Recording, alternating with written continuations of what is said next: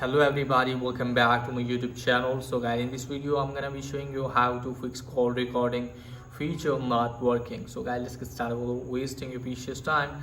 Let me tell you that when you call someone and you want to record the call, then you can find the call recording feature when you're on call here at the left side. You simply have to tap on that and you can easily record the calls.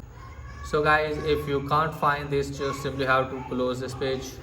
Now from here guys, what you have to do is just simply have to go to settings app, and now from here guys, scroll it down, then tap on general. From here guys, tap on software update. Make sure that your device is running on iOS 18.1. okay guys, so first you have to update your device to the iOS 18.1. so you can see here guys, iOS 18 is up to date. It means iOS 18.1 is not available for me. So guys, if this is the case for you, then what you have to do guys, just simply have to close this page. Now just simply have to open any browser and just simply have to search for developer.apple.com, and here maybe you can find the latest iOS version like iOS 18.1. so after that guys, just simply have to install this profile and you can easily download the profile. After downloading it guys, just simply have to go to the settings app and then tap on general, tap on software update, and you can easily find the update here.